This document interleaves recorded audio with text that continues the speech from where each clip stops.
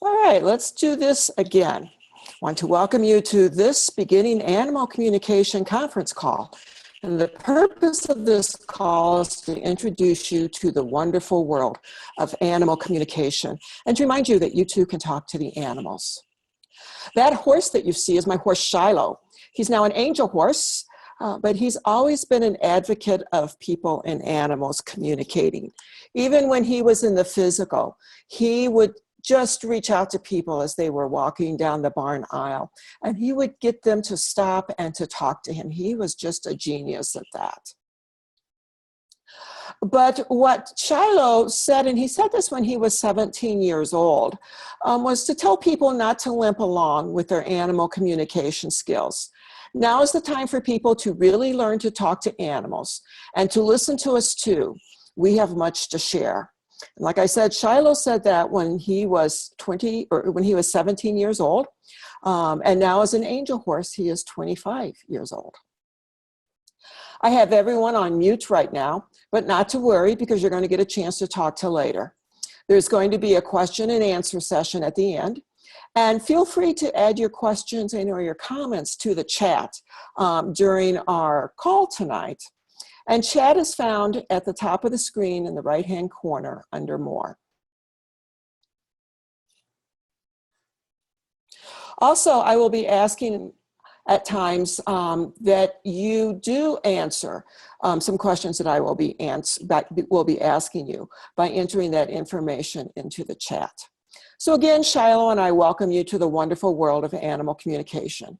It's true that we all do better when all creatures do better.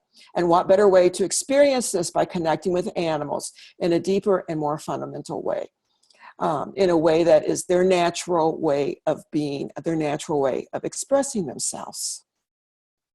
I'd like to introduce myself. You've met Shiloh already, and my name is Janet Roper. I am an animal communicator, an animal advocate, an educator, a blogger, a Reiki 2 practitioner, and I am in my second year of shamanic studies.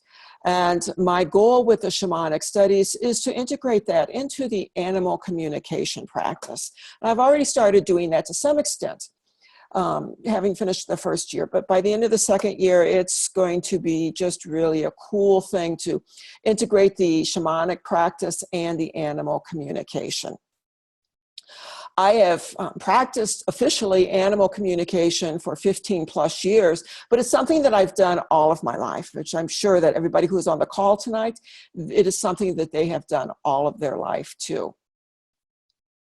My focus in animal communication is strengthening the animal-human bond. And I really light up, I love seeing when people go, oh, I can't talk to my animal. My animal understands me. And I love helping people to experience that and to understand that you don't have to be psychic or especially gifted to do that. We're going to be talking more about that later. Another aspect of my practice is helping people who are experiencing pet grief and to help them work with that and integrate that into their life, not so that they forget their beloved animal pal, but so they can get a handle on the grief, so to speak, so they can move on and celebrate the animal who was with them for so long. I am cheerfully owned by 2 cats and 1 dog in real life. My 2 cats are Raven and Billy, and my 1 dog is Max, and they might chime in tonight. It'll be interesting to see if they do it or not. And there are numerous angel animals that watch over me and my animal pals here in the physical. If you were wondering if this session, this call was right for you tonight, you're in the right place if you have a deep love and a respect for animals. You have a feeling that the animals are trying to connect with you, but you're not sure how to connect with them. And if you're on the call tonight, I bet you've had this experience in some way, shape, or form. Your animal buddy is looking at you with soulful eyes, and you know in your heart of hearts they are trying to tell you something, but you just don't know what it is. So tonight we're going to be talking about ways that you can begin to understand what they're saying. You're also in the right place if you've always wanted to communicate with animals, but you just didn't know where to start. So tonight, and I will be reminding you of this during our call tonight, you're going to want to take notes or screenshots because there's a surprise at the end of this call that we'll be talking about. Tonight, what you're going to hear on the call is how I got my start as an animal communicator, what I love about animal communication, why I find animal communication so helpful, not just with myself, but with my clients and how it's helped them connect with their animals. You're going to hear the question that I am most frequently asked. You're going to find out what animal communication is and what it is not, how it works, how you can get started now, and I do mean after the call, and then ways that we can stay together. So let's start at the very beginning and how I got my start into the world of animal communication. Like most people who are in my profession, I was led into animal communication by my dog, Teddy. He's now an angel dog, and that is his picture that you see to the left of the screen. I'm kind of a two-dog kind of person, even though I've only got one dog right now, but generally in life, I'm a two-dog kind of gal. And there was a point in my life when one of my dogs had passed away, and I knew I needed a second dog to complete the energy in the Roper household. So I took the dog that was with me at the time, and we went to visit the Humane Society. And when I walked in, I saw this wonderful, wonderful, wonderful dog who just had the biggest smile on his face. He was dirty. He was fat. His belly was touching the floor. He had this wonderful fluffy tail, and he had a little puppy attached to the tail that he was cheerfully pulling around the room. And when I walked in, I'm going, that's my dog. And at the time, I was not into animal communication. So I had a list of all the correct questions that I wanted to ask. And one of them was, did he keep his kennel clean? And they said, yes, he did. So I brought Tundra home, renamed him as Teddy. And when I got Teddy home, he peed and pooped throughout the house, but he did keep the kennel clean. So that was very true. So when I adopted Teddy, he was 8 years old. As he peed and pooped throughout the house, and he kept smiling as he was doing it, I was working with both a vet and a trainer, and that just didn't help to solve matters. And because you cannot make this stuff up, I was sitting in front of the fireplace one day, and at that time I was living in Minnesota, and fireplaces are very nice to have in Minnesota. And I was getting ready to prepare the fire. I was putting some newspaper in, and this ad fell in my lap. Animal communicator, and literally it fell in my lap, face up. The woman was in my neck of the woods. I called her, and the rest is history. Teddy basically, as we went through the animal communication work, and there is homework, okay, in animal communication, as we worked with the animal communicator, I learned so much from her, and so did Teddy. And I realized it was something that I had done before. And because of the work that we did, and Teddy has told me that he got an A+ because he worked so hard. I got an A- because I didn't have to work as hard as he did. But basically, Teddy kept the house clean literally to his dying day, 9 years later. So you can read our story. Go to my blog, janetroper.com, how I became an animal communicator. And I will be including this link in the follow-up that I send you after our phone call tonight.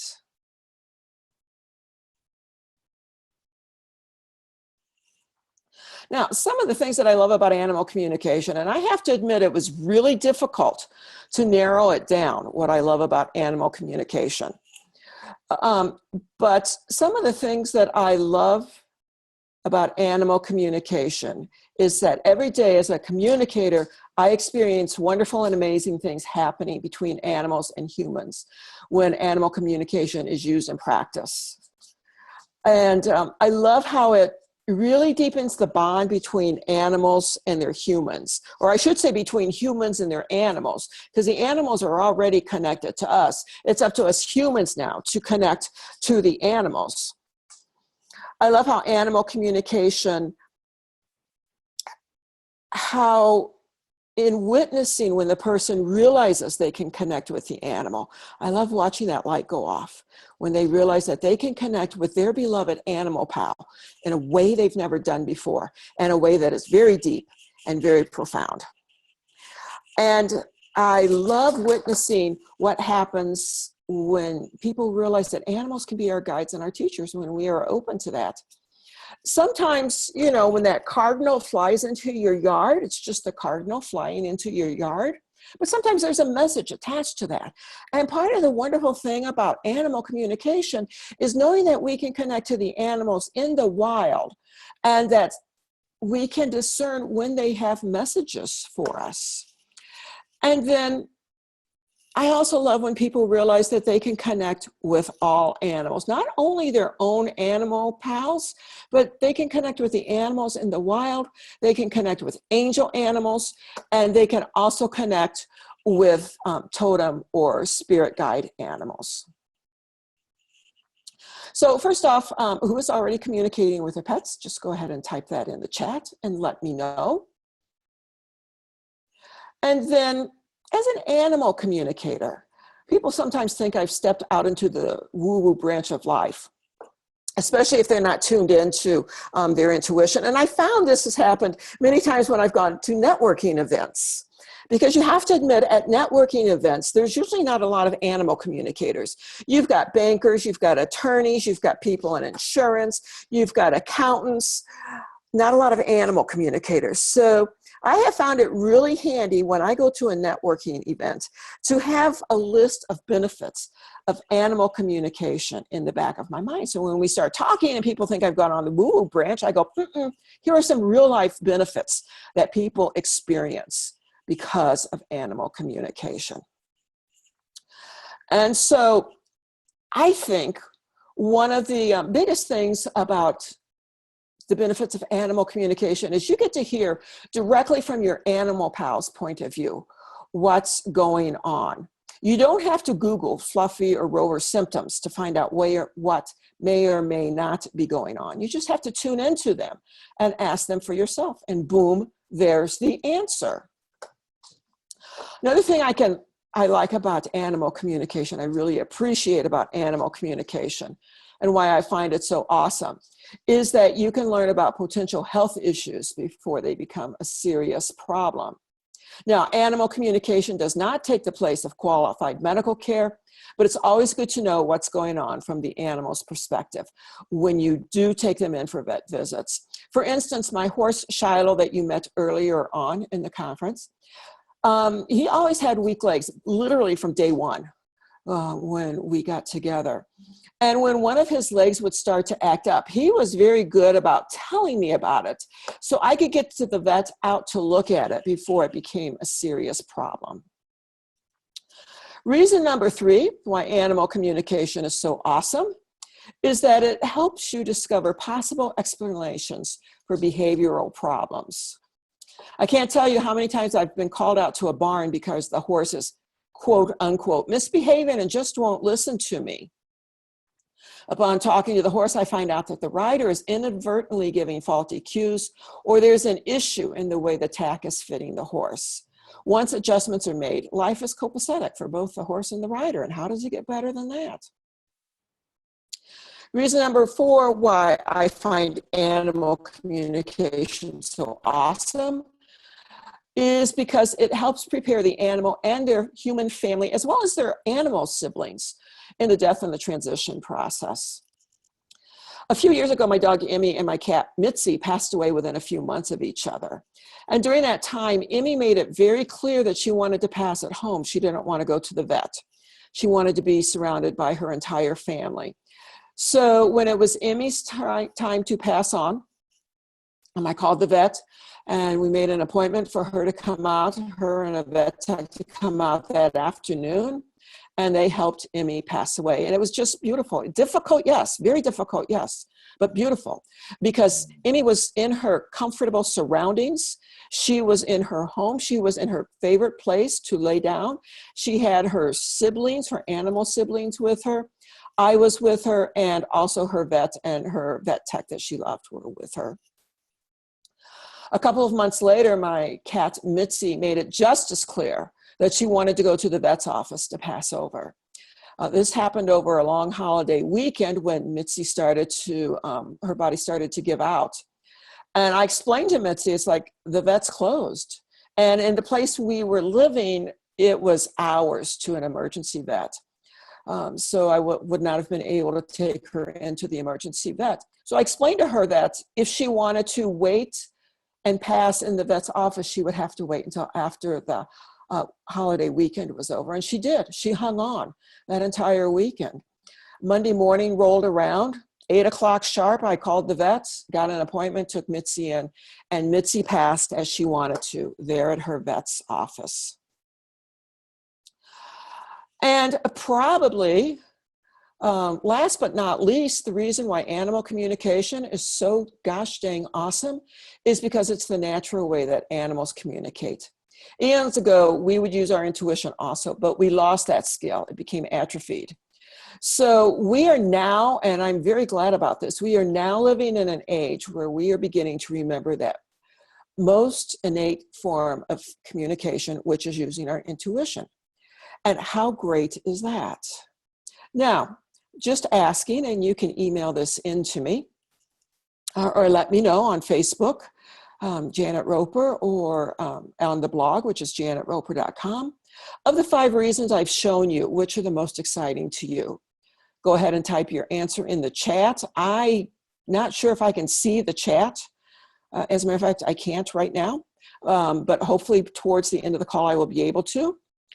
And if one of the reasons that I gave why I find animal communication so exciting doesn't light your fancy, tell me, what is it about animal communication that excites you? What is it that floats your boat about animal communication? Go ahead and add that to the chat. And now here's the reminder. And I want to remind you that I did tell you I would be reminding you about this. To take notes or screenshots during our conference call here, because you're going to find out why at the end. Now, my most frequently asked question, and this is not even going on a limb, this is probably from just about everybody who is not familiar with animal communication and wants to know more about it. They're going to say, can anyone communicate with the animals? And the answer is, drum roll please, the answer is yes. Everyone has the ability to connect with all sentient beings. And I changed that from animals because we were talking about animals, but I also want to touch just a little bit on including all sentient beings, which means basically anything that's on this earth is a sentient being, whether it's a tree or a cloud or a plant, a stone, a blade of grass, a flower. It's all sentient beings. So everyone has the ability to connect with animals and with all sentient beings. Now, not everyone wants to communicate with the animals, but everyone has the ability. I have the ability to do my taxes, but that doesn't mean that I want to do my taxes, but I have the ability to do them. Special gifts are not needed, and you don't need to be quote unquote psychic. As a matter of fact, that's one of my pet peeves when people say, oh, you've got to be psychic to connect with the animals. No, everybody has the ability to connect with all sentient beings. And if you don't get anything else from the conference call tonight, that's what I want you to get. Everyone, and that means you, has the ability to connect with all sentient beings. And because we're talking animal communication tonight, everyone, and that means you, has the ability to connect with all animals. Truthfully, all that's needed is a willingness to connect with the animals or with the sentient being, and a willingness to move beyond our human perception of what the world should be. So whenever we're doing animal communication, we just need to take off our human blinders of how we perceive the world and be willing to look at it through the eyes of the buffalo or the butterfly or the snake or the worm. We just need to be willing to look at the world through different eyes. So tonight, let's talk what's not animal communication and what animal communication is. Let's start off by talking what animal communication is not. And this might sound very simplistic, but animal communication is not magic. And this actually bears repeating. It's so important. Animal communication is not magic. It's about the relationship between the human and the animal. Animal communication involves more of being a detective rather than a magician. There's usually homework involved on the human's part. And it's not like you call the animal communicator, somebody you've never met before, you schedule a 30-minute appointment. I wave my magic wand and 30 minutes later, everything is copacetic as if the problem did not happen. No. As a matter of fact, I truthfully can't think of a time in my experience where that has happened. So please keep in mind that animal communication is not magic, nor is it a medical diagnosis, prescription, or treatment. I am an animal communicator. I am not a vet. I am not a medical intuitive. I am not a vet tech. And so many times when people call me, they will say, well, I think my dog's not feeling well. Can you tell me what's going on? And it's like, no, actually I can't. I can tell you from your dog's perspective what's going on. But medically speaking, no, I cannot do that. Sometimes the dog will tell me what he or she is feeling, like if their hip is sore or their mouth is sore. And I can tell you what they're feeling, but I do not take that a step farther and make a diagnosis, prescribe, or do a treatment. Nor is animal communication a replacement for training. Again, when it comes to training, I can tell you what the animal is experiencing and, give you what they're telling me about how they think the training should or should not go. I can certainly tell you that, and you can take that to your trainer. But animal communication, it complements the work of a qualified medical professional and a qualified trainer. It complements it because you can take that information to the professionals and you can tell them what's going on from the dog's perspective. But it does not replace either training or medical care.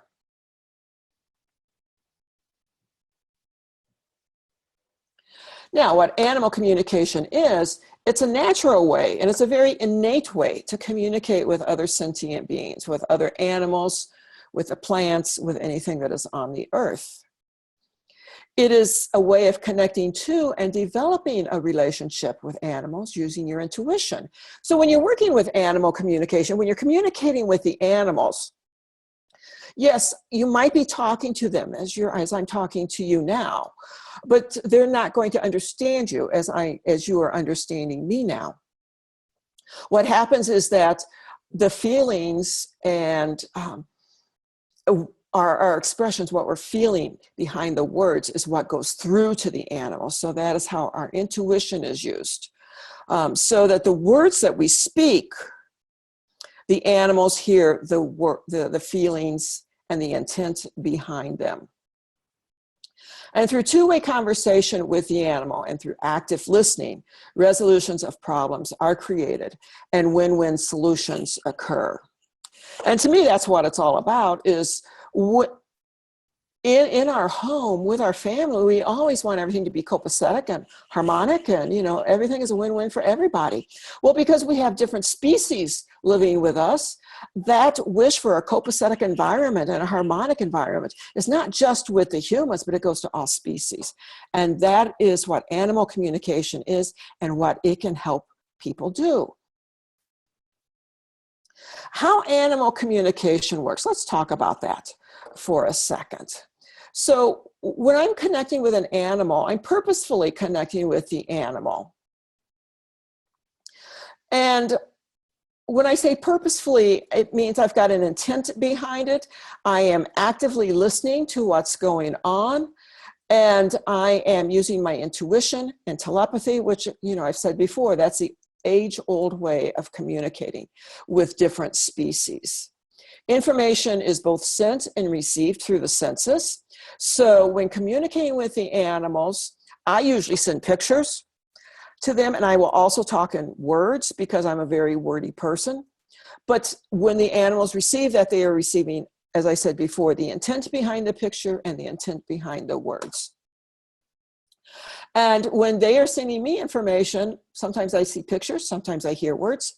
Not often, but occasionally I will smell what they're smelling, a smell that they want me to smell.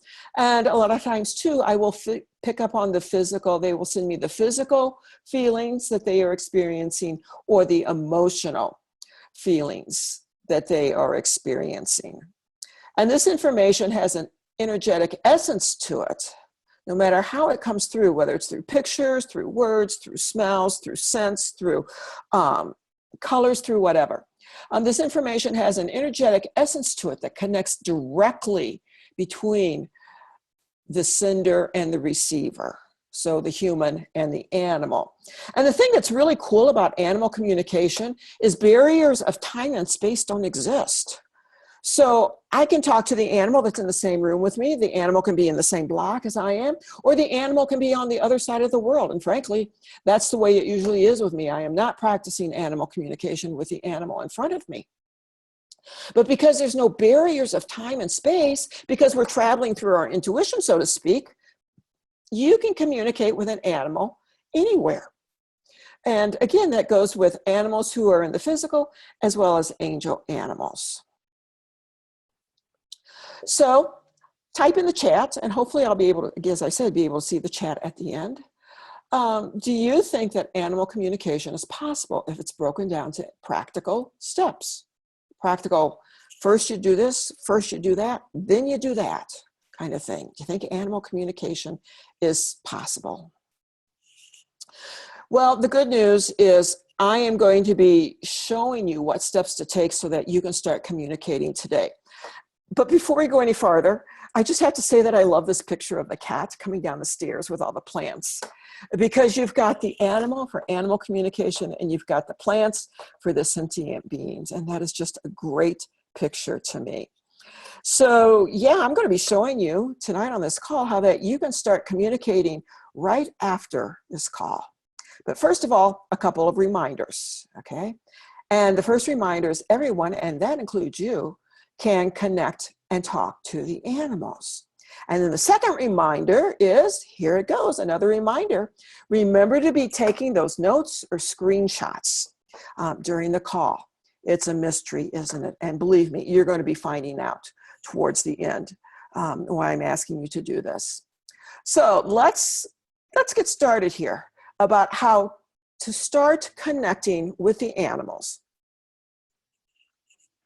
And the first thing I'm going to show you how to do is to show you how to create a circle of quiet. Now, the circle of quiet, it's an important place, particularly as you're beginning to do this, where you go to a place where you won't be disturbed, where the animals have your full attention. You leave your smartphone behind. You turn off any extraneous sounds like the TV or the music. And you ask not to be disturbed by family members during this time. So as you're creating your circle of quiet, go find a quiet place. The next thing you're going to do is quiet your body. Now, you probably, when you quiet your body, you won't be going to sleep like the dog there is in the picture.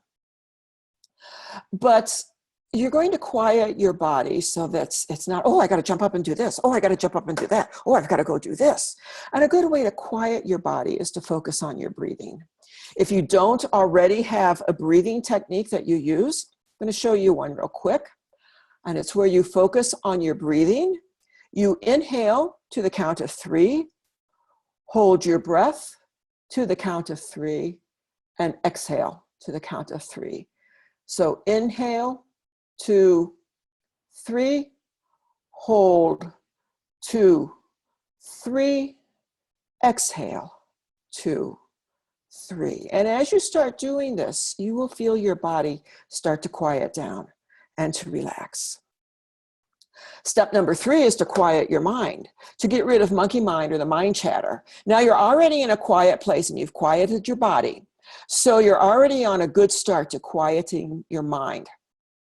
You've already started focusing on your breathing. That's terrific. If, as you're trying to quiet your mind, you get ambushed by any mind chatter or monkey mind, here's an image you can use. Pretend there's a wastebasket beside you, and when unwanted thoughts or mind chatter filter through your head, take those thoughts and dump it in the wastebasket. It's done and it's gone. That thought is gone away. You keep repeating this as other ideas float into your head as you're ambushed by other thoughts. And the great thing about all of this is, since the monkey mind is in the wastebasket, if you want to, you're free to reclaim it after the session if you like. Now, what's really funny is, it's not funny, it's true, is that I have never had anybody, after quieting their mind, say, oh, I want my monkey mind back. They are just delighted to be in that quiet place. The next thing I'm going to have you do is remember your manners. And in animal communication, those words that we were taught as kids, please, may I, and thank you, they go a heck of a long way. So as step number 4, what you're going to do is ask permission to speak with the animal. Please, may I speak with you, Mr. Bluebird? Now, the next thing you're going to do is honor the animal's response. Whether they say yes, or they say no, or maybe, just honor that. And if they say no or maybe, don't take it personally, because we all have times when we don't want to talk. I bet you can go through and make a long list of times when people have come up to you and said, oh, I want to talk to you about da-da-da-da-da, and you're going, I just don't feel like talking about this. Can we set it up for another time? So when you ask the animal if it's okay to check in with them, to have a conversation with them, honor their response and don't take it personally. If they say maybe or no, ask if you can check back with them later, or just have them get in touch with you. Because believe me, when an animal wants to get in touch with you, you will know it. You will know it. So if one of the animals says no or maybe, get in touch with me when you're ready to talk. Now, if the animal says yes, then what you can do is go ahead and proceed with the conversation. And you would respond to their thoughts, their pictures, their feelings, or anything that you would receive, just as you would in a conversation you would be having with a human being. And then at the end of the conversation, remember to thank the animals. Go back to that please, may I, and thank you. Thank you so much for talking to me. I really enjoyed that you took the time out of your schedule, out of your day, to connect with me and tell me what it's like to be a caterpillar. Or if you're talking to your own cat, thank you for connecting with me. I really enjoyed that we had this special time together where we were both able to connect, and I wasn't busy and I could hear what you were truthfully wanting me to know. So again, in animal communication, remember those magic words of please, may I, and thank you. So what you've basically created, what you've basically accomplished as you've created a circle of quiet is one, you've stilled yourself. And in our society, that is a heck of a big thing. The second thing you've done is you've connected with an animal and you've had a conversation with an animal, all because you took the time to create a circle of quiet. How great is that? So now that you know how to create your circle of quiet, I'm going to give you some ways that you can start communicating with the animals as soon as this call is finished. And if you're ready for that, let me know in the chat box. So ways you can start communicating now is, particularly at the very beginning, I do want you to take the time to purposefully create your circle of quiet. That is going to get you a lot of mileage. As you become more accomplished, as you become more experienced, you won't need to go through all of the steps. But at the very beginning, please do go through all of the steps, because not only does it do the things that we talked about earlier, you know, you quieted yourself, you connected with an animal, and you communicated with the animal. But in our day and age, animals experience us being, you know, busy beings because we're always on the go and we're not quiet. And so by creating your circle of quiet, you are also letting the animal know that you have the sincere intent of connecting with them. So after you have created your circle of quiet, one of the things that I want you to practice doing is when you leave the house, tell your animal pals that you're leaving and when you're going to get back. And what I always do is when I'm leaving the house, I will just say, okay, guys, I'm going. you guard, I'll be back. I'm going to go run to the grocery store. I'm going to go pick up some cat food. I'm going to go pick up some dog food, and I'll be back. And it's important for them to know that you'll be back because you're a family member and they love you and they want to know that you're coming back. Then, as you are leaving, give your animal pal a job to do while you're gone. For instance, with my dog Max, he is just the most excellent barker on the face of the earth. And so what I ask him to do is to guard the house. And if someone is in the yard or he sees some activity that he doesn't think is right, because he knows what's supposed to be going on in his neighborhood, to bark. And Max has got a big bark. He's a big dog. He's got a big bark and a deep bark, and people will pay attention to that bark. With my cat, Raven, what I ask him to do, what I've started asking him to do, is to let me know if I need to come home. Because my cat Billy has been sick, and I want Raven to let me know if I need to come home to take care of Billy.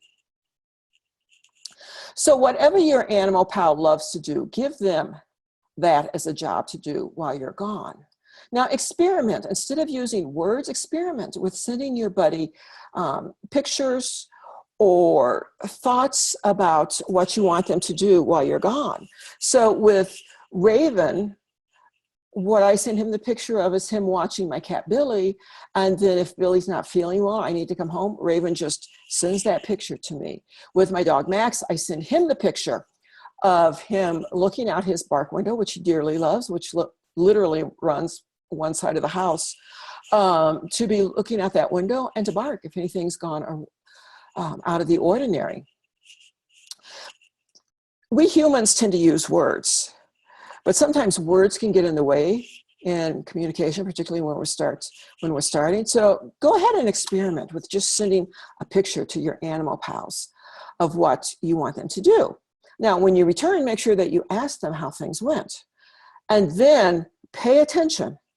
Pay attention to the feelings, the sounds, the thoughts, the words, the pictures, the colors, the images that start coming to you. Because those are going to be the way that the animals connect with you.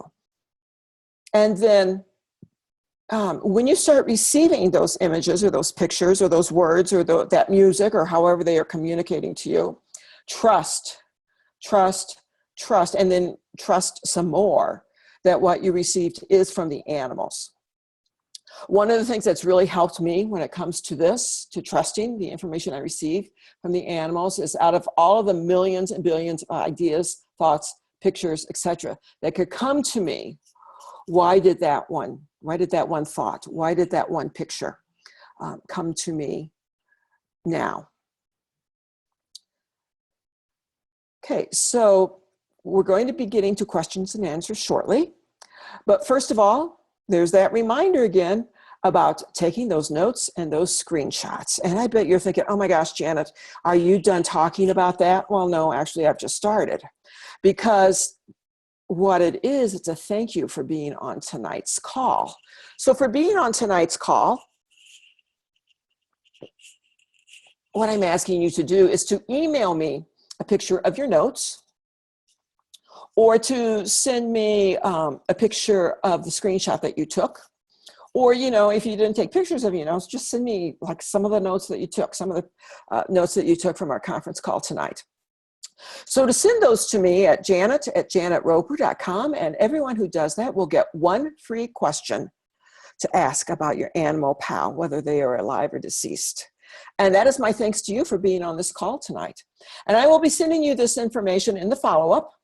But what I will need when you send me the picture of your notes is to also send me, and you send me the question, to send me your animal pal's name, their age, their breed, if they're alive or deceased. If you got a picture handy and you want to send that's really cool too.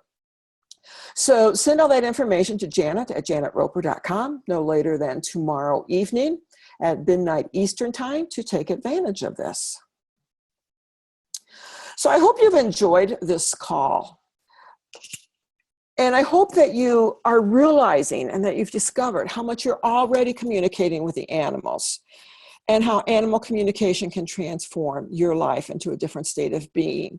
Because again, I'm going to go out on that not so woo-woo branch is that anyone who is on this call tonight, that I'm preaching to the choir, you're already talking with the animals. You may not realize it. You may just call it a hunch, or it was just a coincidence, but it's animal communication.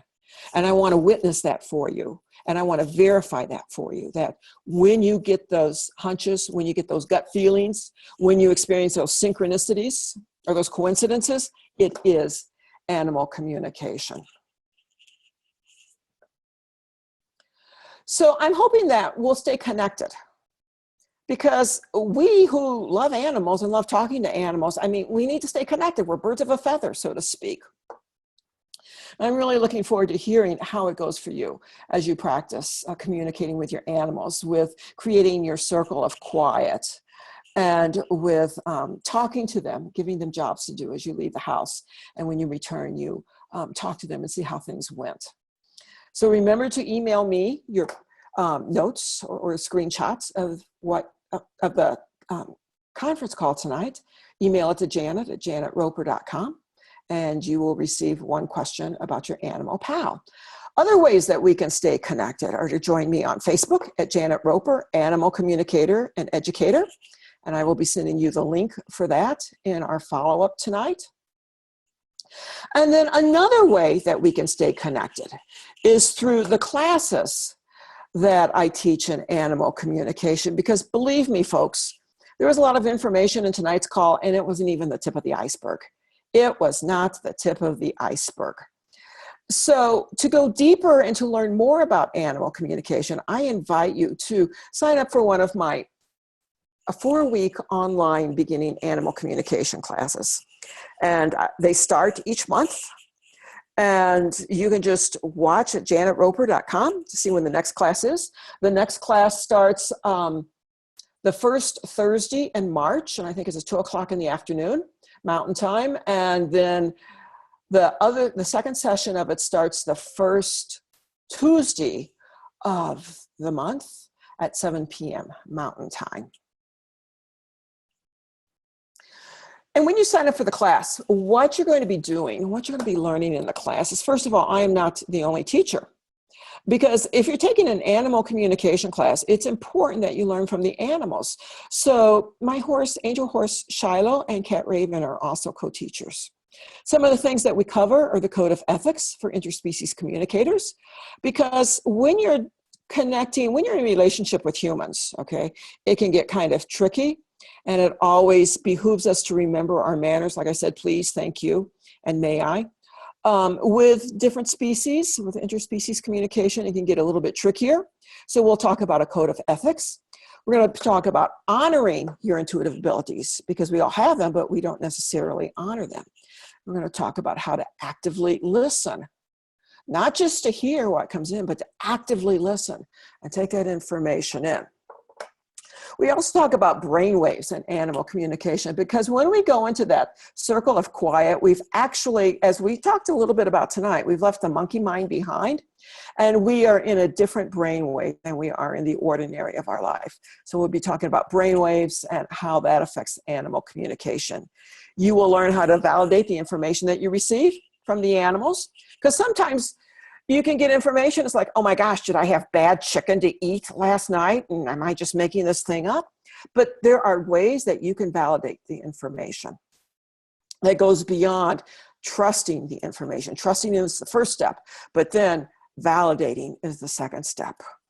We're going to be talking about common animal communication blocks and how you can overcome those, the importance of keeping an animal communication journey, and you will have weekly practice with animals who are both alive and deceased. And of course, there's going to be more.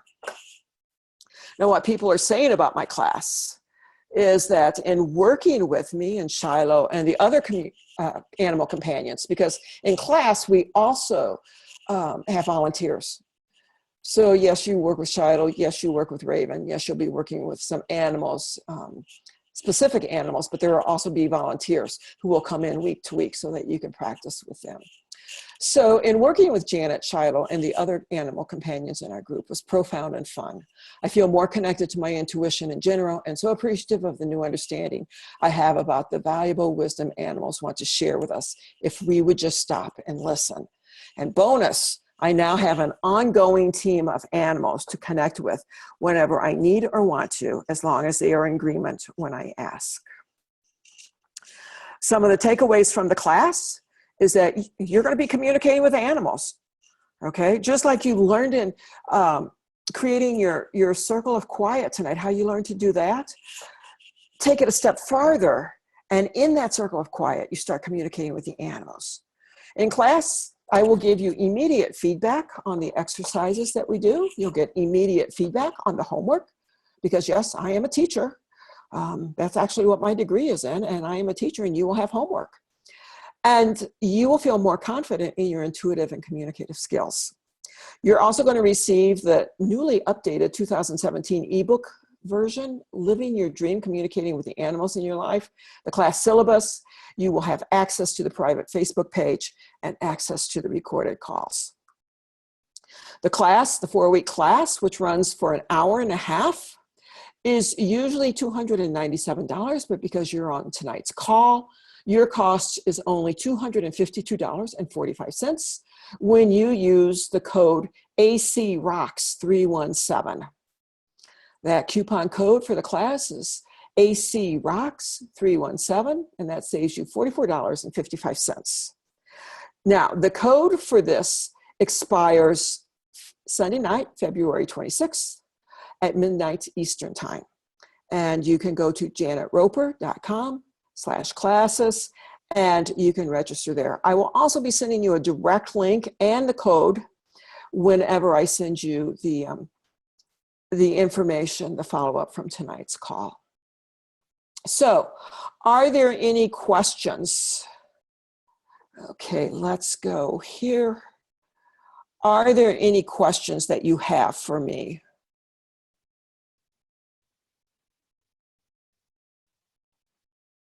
Okay, and where did Zoom go? Hold on a minute.